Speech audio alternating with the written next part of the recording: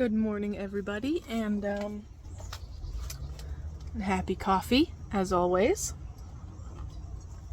We are currently in I call it the mini greenhouse. I mean, I can fit in it, but it's still quite small. It's the little guy here. I just wanted to show you guys these plants that I have in here. The reason that I have them in here, they were inside in the grow room. They have spider mites, and I've been rinsing off leaves of all of my plants in the inside garden at least once a week, because I've been reading and they say that one of the best ways to get rid of spider mites is just water, like physically rub the leaves and rinse them off with water. That has been helping a lot, but for some reason these guys here, these two are taro, oh no, those three are taro, and this one's caladium. For some reason, the spider mites really love them. You can see here there's a lot of like stippling and curling on these leaves that looks very bad. That is spider mites. I've been rinsing these ones off too. So I mean, I'm trying. But see, this here is like still a mostly healthy leaf, but it has all these little spots all over it. And here on the back there's like web with pieces of dirt and stuff stuck in it. That's from the spider mites. I just wipe it off when I can.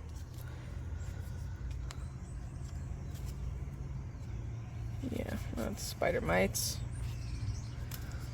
Overall, these plants are doing okay, and I'm still capable of keeping them alive. They're not absolutely dying, but they're only growing like 2 to 5 leaves-ish.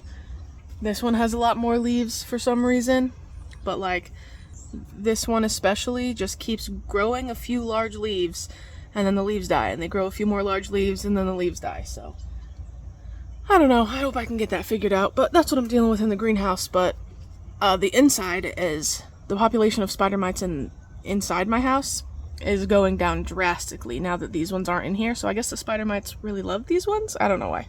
While we're in here, I'll just show you, this is that big bucket for soil that was inside the house. It's just got a couple of pots in it. And all of this needs to be chopped up and composted, except maybe this. If it dries enough, then I might keep it for seed. Other than that, we just have like an extra hose, some weed fabric, some extra pots, 5-gallon buckets that are for planters. And then these are all the strawberries that I had potted up and left them connected to the mother plant. I just recently clipped them and brought them into the greenhouse. And they do have small containers, and I did water them yesterday, but they obviously need water again. That's why they're drooping like this. This one looks good. Nice little strawberry plants. Alright guys, I don't have a very specific goal in mind for this video. I'm just kind of bringing you along on what I'm checking on this morning, and hopefully we'll figure it out along the way. But next item on the checklist is my kale. I have defoliated this kale, gosh, at least 8 times this summer. And the caterpillars just keep knocking it back and knocking it back. But it is getting cold enough at night now that the caterpillars have been lessening. So I defoliated it one more time last week to see what would happen. This one looks like the growing tip may be dead, as in like the caterpillars may have eaten the growing tip down enough that it might not grow back. Same with this one. I'm not sure if that tip will recover, but obviously this one is doing okay. It's growing back, as well as this one. And I already gave them the once over this morning to check for caterpillars, and I did not see any. I do see a little bit of damage as to where caterpillars could have been, like right there, that like brownness on the new leaf, like all that's green and green around it, and then it has like a scar. That's from something eating on it, and I can only assume it's a caterpillar because that's what keeps eating it. Ooh, I don't know about these growing tips. They might be toast as well. This one's good, but it's just like a side shoot of the actual kale.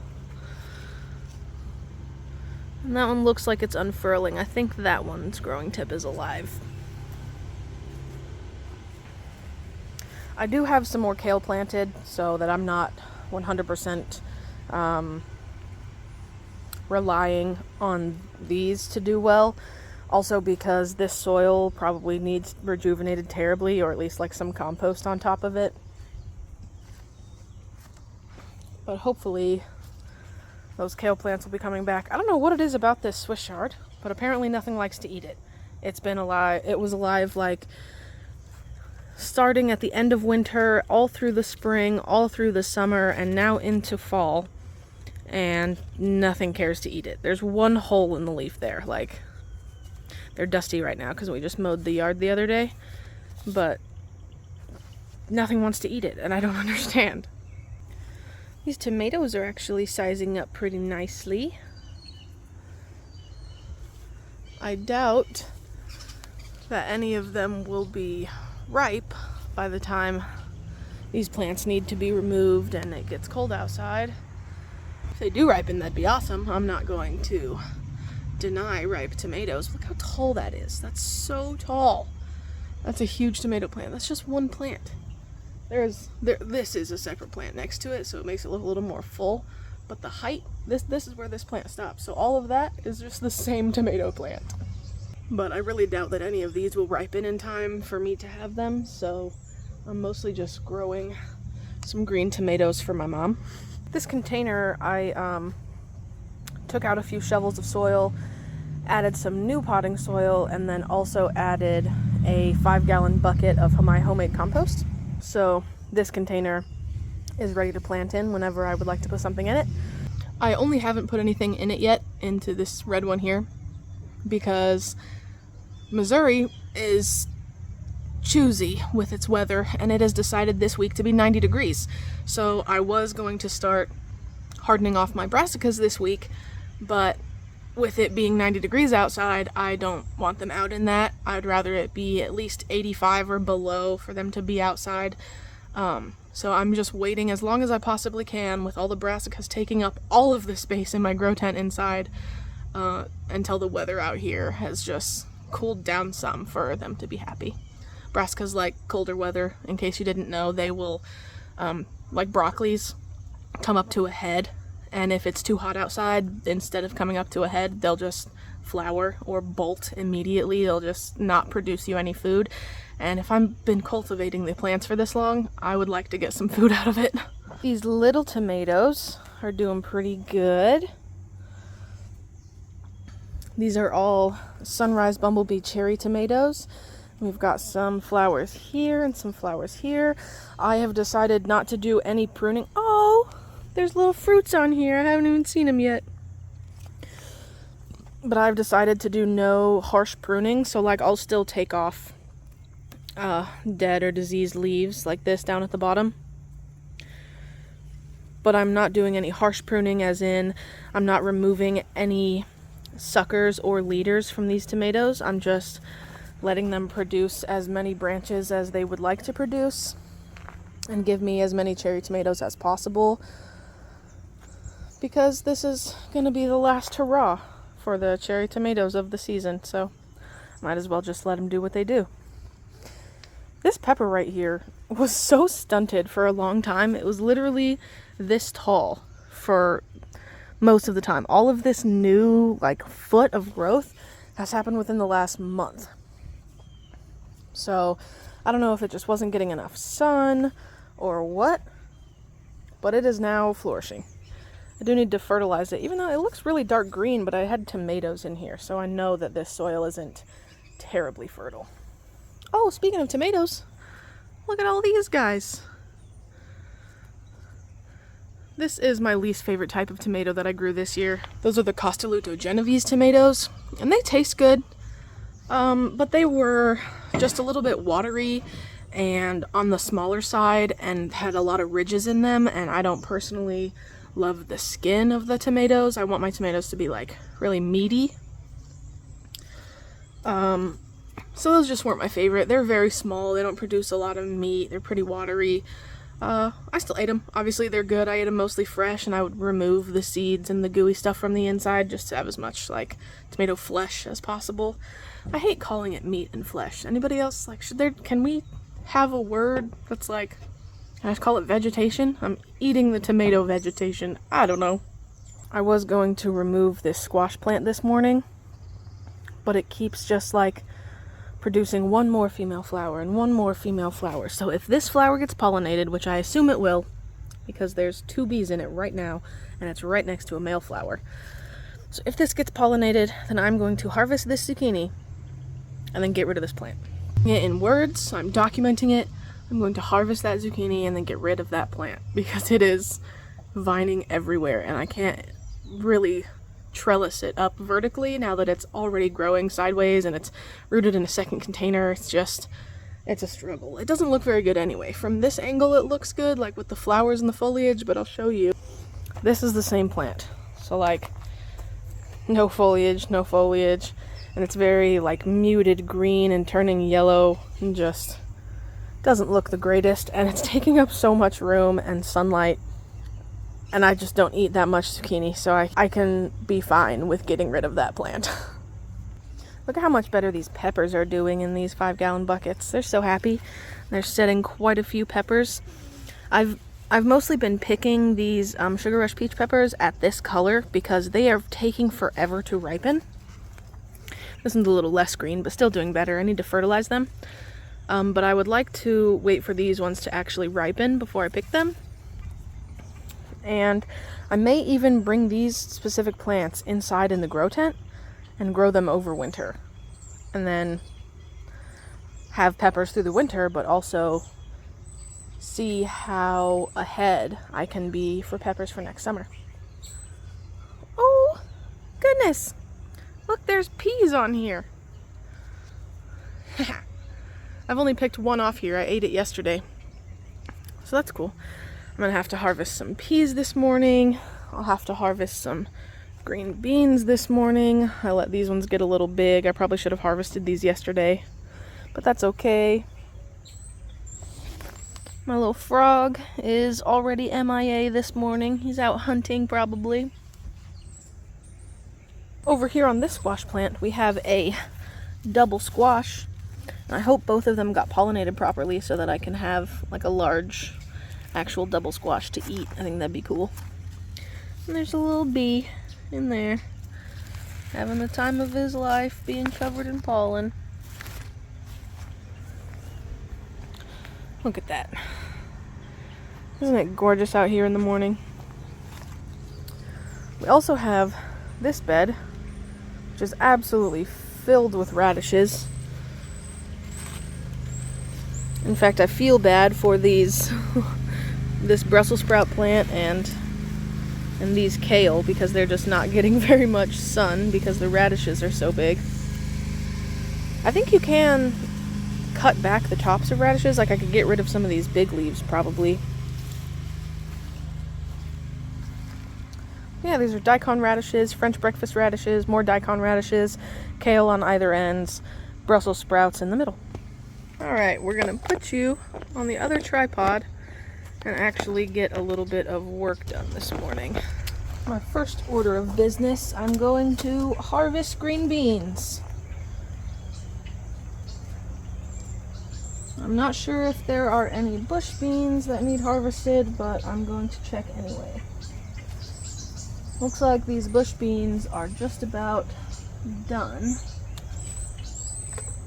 I'll probably have to remove them fairly soon, unless they put on another wave of flowers, then I will leave them.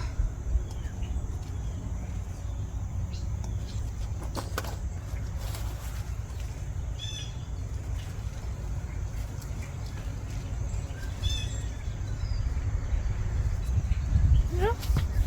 There are quite a few green beans on there still, so I guess they can stay for a bit. There's a lot more green beans up here though.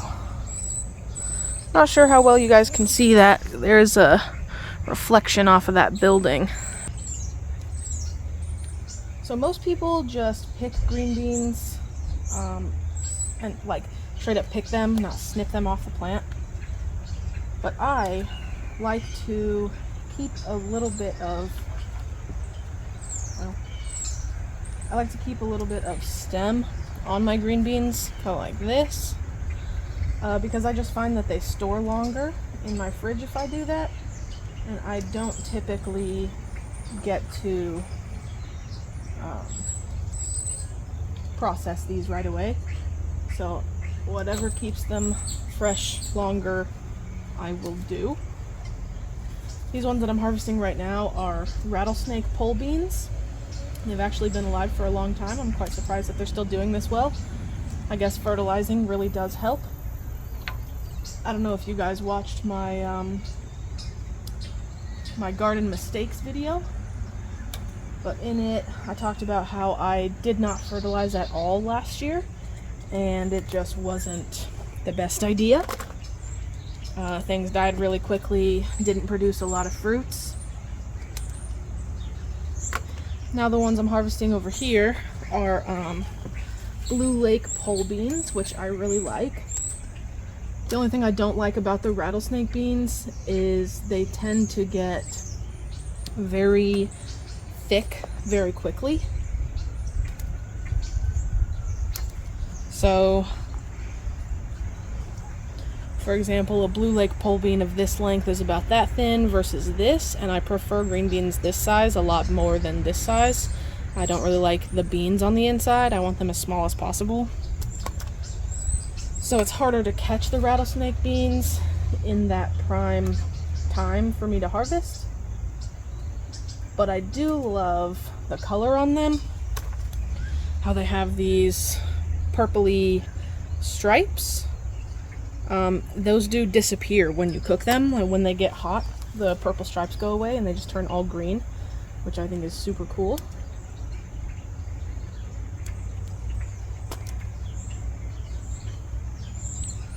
I'm even going to take a few of the smaller ones here.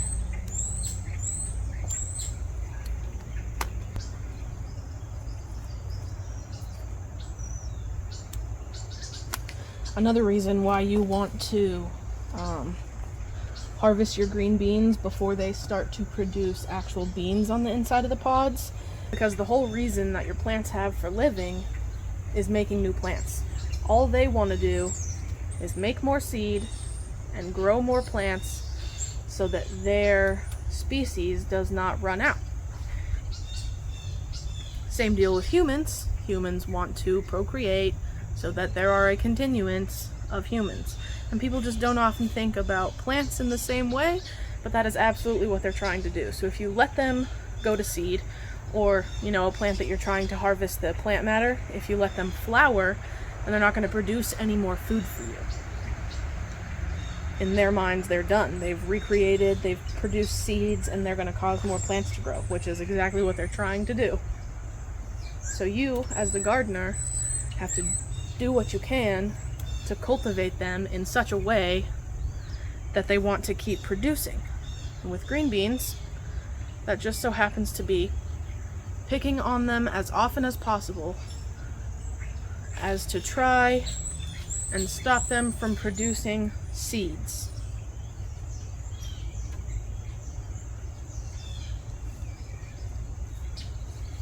There was a good little handful that I couldn't reach from the inside here, so I had to go around the outside. And this is our green bean harvest for the morning. Pretty decent. I probably pick this amount at least once a week, but more likely every 3 to 5 days. And I see a lot on here that aren't quite ready, just a little bit on the small side.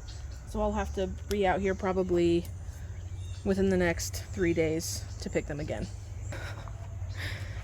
I can't get over these bees having the time of their life in here. Just chilling together, having a happy little party. Thanks, guys. I don't often have time to just come out into the garden for hours and hours on end. When I do that, I take you guys with me. That's my large project days where I remove a lot of stuff or get a lot of stuff planted out. I just try to do as much as I can here and there while I'm outside. So like this morning I had about an hour. It's been probably about 25 minutes, so I only have a few minutes left, and then I'll have to go inside and get food and stuff ready for me to take to work with me for the day. But this container right here is all brand new soil with some used mulch on top of it that I'm either going to plant carrots or lettuce or beets or radishes. I haven't 100% made up my mind, but it is a shallow container that is ready to plant. And this zucchini up here has become very sad. It has been growing for a long time.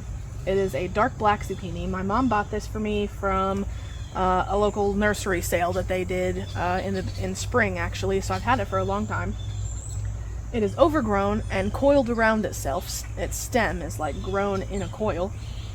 I've gotten 2 zucchinis off of it, and it is now starting to be just ravaged by, I don't know what kind of bugs. These ones that make the leaves look like nets. I'll try to zoom in on that for you in here in just a minute.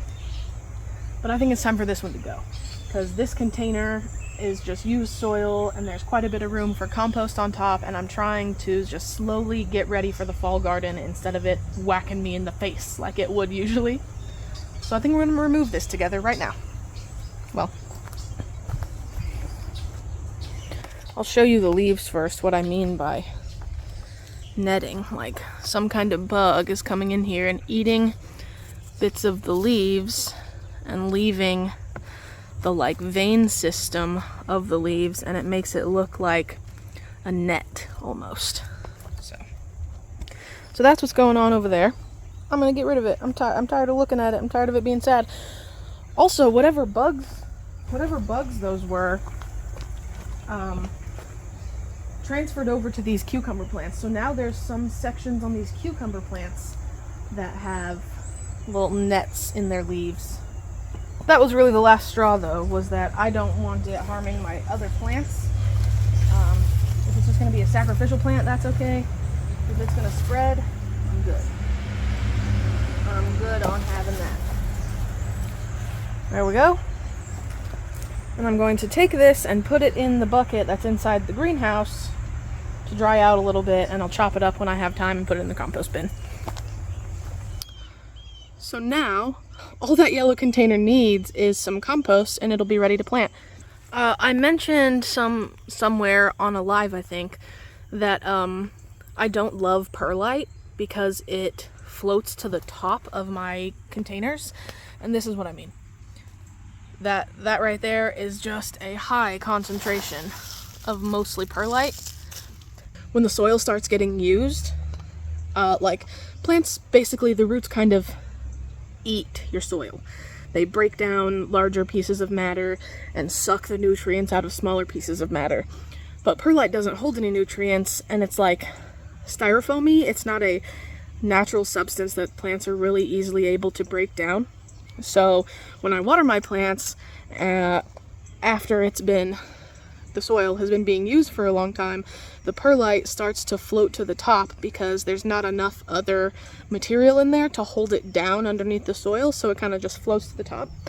So when I put compost in there, I do kind of mix it together. I use like a small shovel and just go about 4 inches into the soil that's already there and just mix it up in with the compost, because compost has a lot higher of a water content anyway, and I don't want my plants to be drowning, but I don't want the perlite to be floating to the top like that. It's not helpful.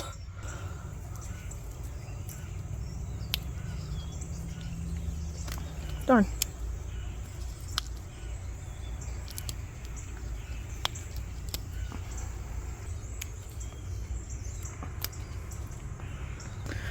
Wonder if I'll be able to find that.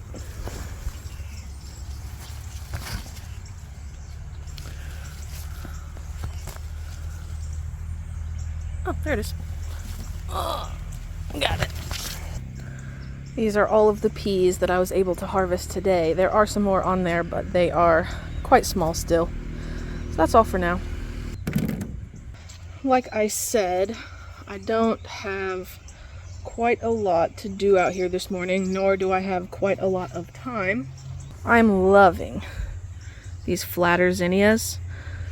The other ones I've grown have looked like this, where they kind of like bell out and have a lot of layers of leaves, whereas these ones just Have like one layer of petals on the outside and are flat.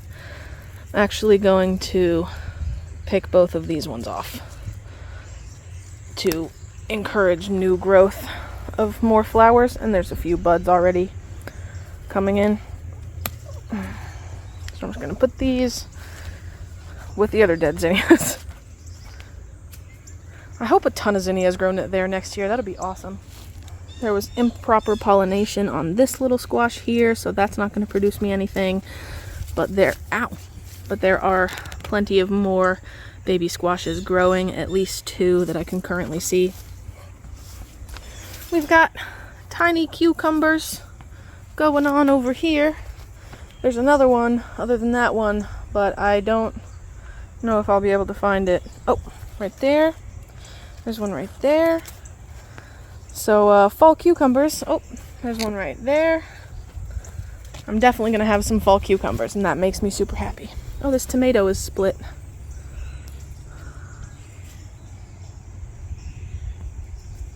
Bye.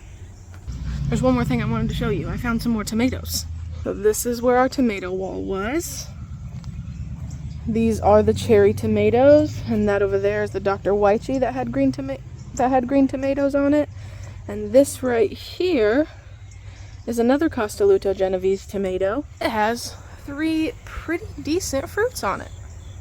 Those are pretty good. Those are around the size that I was getting ripe Costaluto Genovese tomatoes before, so maybe the weather cooling down, even though it's only about 10 degrees cooler.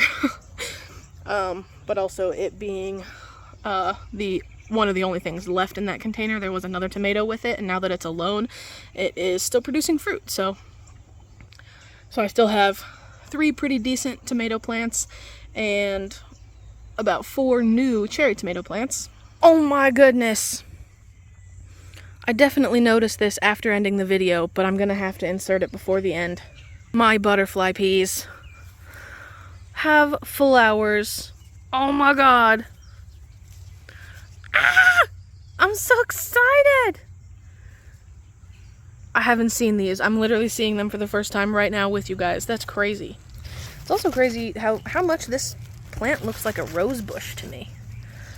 Like, it's got a really woody stem, and the way it branches out looks like a rose, but I wish it would start climbing. I wish it would start climbing this post, but... Oh!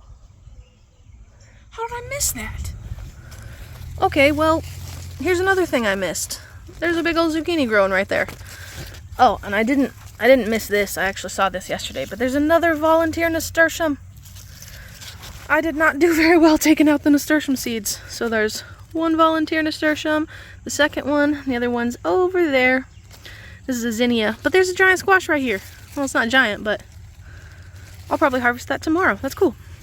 Okay guys, so it looks like we found 3 things together this morning that I had not seen yet, being the zucchini I just showed you, as well as the butterfly peas, as well as some Costaluto Genovese tomatoes that are getting a decent size that I hadn't seen.